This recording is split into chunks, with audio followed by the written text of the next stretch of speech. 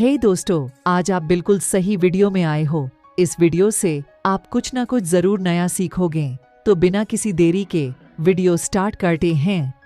सही कहा है किसी ने, जिस इंसान के पास संतोष नहीं वो जिंदगी में कभी भी खुश नहीं रह सकता। उसके अंदर हमेशा बेचैनी रहती है। उसको कितना भी दे दो उसका मन कभी भी खुश नहीं हो सकता। बहुत समय पहले की बात है। गौतम बुद्ध के शिष्य थे। एक बार उनके मन में ख्याल आया कि महात्मा क्यों फालतू की चीजों में परेशान रहते हैं। सब कुछ त्याग दिया। ना तो हमारा कोई घर है, ना कोई खाने की अच्छी चीज है, और ना ही किसी भी तरह की सुख सुविधा। इतनी सर्दी में भी हम इस पैर के नीचे ही बिना बिस्तर के सोते हैं। अगर भगवान ने हमें दिया है तो हमें भी घर बनाना चाहिए। अपने घर से भी तो हम ज्ञान का संदेश दे सकते हैं। उसके मन में ख्याल आया कि उसे भी अपना एक घर बनाना चाहिए जिसमें आलीशान कमरे और सुख सुविधाएं हों। वो एक बार वो नगर में भ्रमण के लिए निकला था तो किसी ने उसे एक गद्दा तोहफे में दे दिया। वो गद्दा काफी आरामदायक था। उसने बोला, ये होता है असली सुख। देखो इस गद्दे पर सोने में कितना सुकून मिलता है। काश अगर एक कमरा भी ऐसे आरामदायक हो, फिर तो जिंदगी कुछ और ही बन जाए। लेकिन महात्मा है कि सुनते ही नहीं है। आखिर सब कुछ त्याग करके खुद को कष्ट पहुंचाना, ये कौन सा जीवन है। उसने विचार किया कि वह अगले दिन भिक्षा मांगने के लिए जाएगा और पैसे इकट्ठे करेगा ताकि वो अपना घर बना सके और आराम से उसमें जीवन गुजार सके। इसी इरादे से वह अनाज और धन इकट्ठा करने के लिए वो नगरी में निकल गए, जिसके लिए वो गांव-गांव की यात्रा शुरू करी और कई लोगों से मुलाकात करते करते और अपने इस आश्रम के बारे में बताया। इसी यात्रा के दौरान उनकी मुलाकात एक किसान से हुई। वो किसान बहुत गरीब था लेकिन फिर भी काफी उदार दिल का था। उसने महात्मा से आग्रह किया कि आप बहुत थक गए हैं, आप आज रात्रि को मेरे घर पे विश्राम करें और भोजन ग्रहण करें तो आपकी बहुत अनुकंपा होगी। वो महात्मा मान गए। उसने उनका स्वागत किया और उनके आने का कारण पूछा। महात्मा ने उसे सारी बातें बताई। मैं बहुत दूर जंगल से आया हूं और मैं अपने लिए एक आश्रम बनाना चाहता हूं।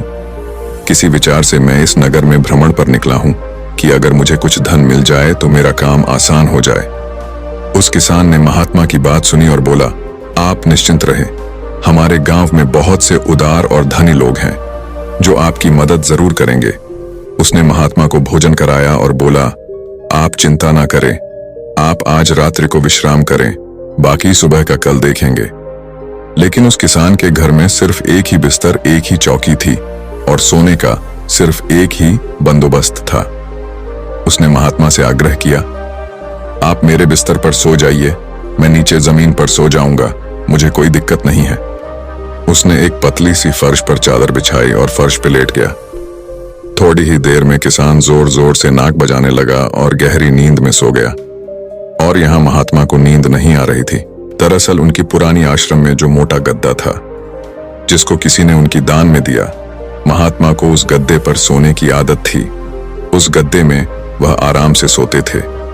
लेकिन आज किसान की चौकी पे कोई मोटा गद्दा न था, इसलिए उनको रात भर उन्हें नींद नहीं आई और रात भर बस की किसान को देखते हैं और सोचते रहे, क्या आखिर ये कैसे निश्चिंत हो कि अपने फर्श पे सिर्फ एक पतली चादर पर नींद में सो रहा है। सारी रात ऐसे ही बीत गई। अगले दिन सुबह हुई।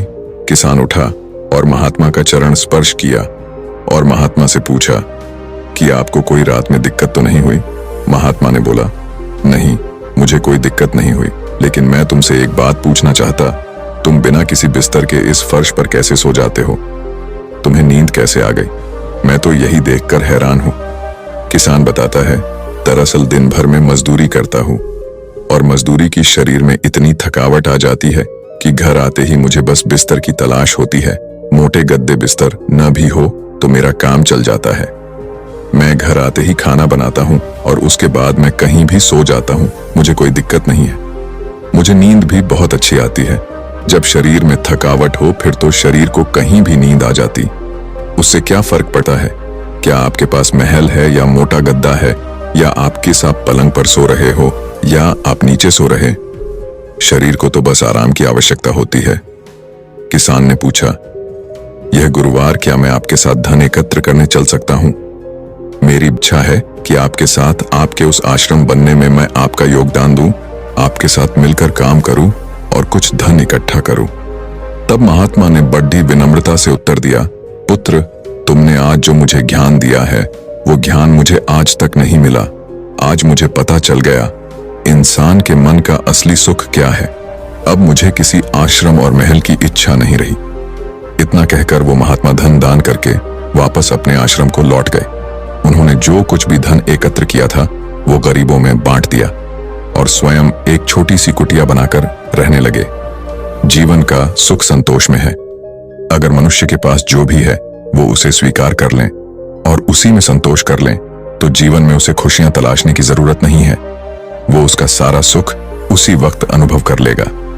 कई घरों में अपार धन दौलत, ऐशो आराम होते हुए भी वहां सुख शांति नहीं होती, क्योंकि उनके पास जो कुछ भी है वो उससे संतोष नहीं हो रहे।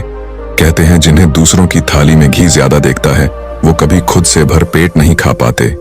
इंसान को चाहिए कि उसके पास जो कुछ भी है वो उसी में खुश रहे, लेकिन इंसान ऐसा कर नहीं पाता और अक्सर दूसरों को देखते हुए और खुद को और ज्यादा चाहने की इच्छा एक अच्छा इंसान को कभी भी खुश नहीं रहने देती और इसी तरह से पूरा जीवन असंतोष में बीत जाता है। उसके पास इतना है, मेरे पास इतना क्यों नहीं।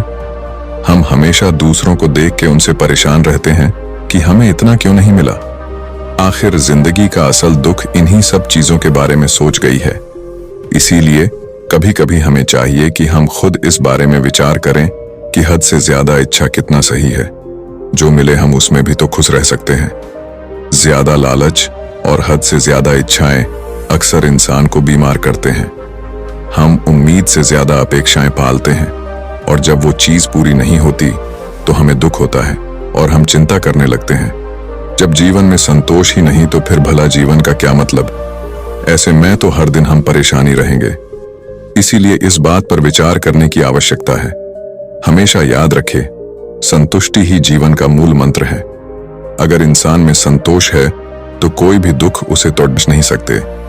जीवन का यही रहस्य है, जो मिले उसमें खुश रहना सीखो।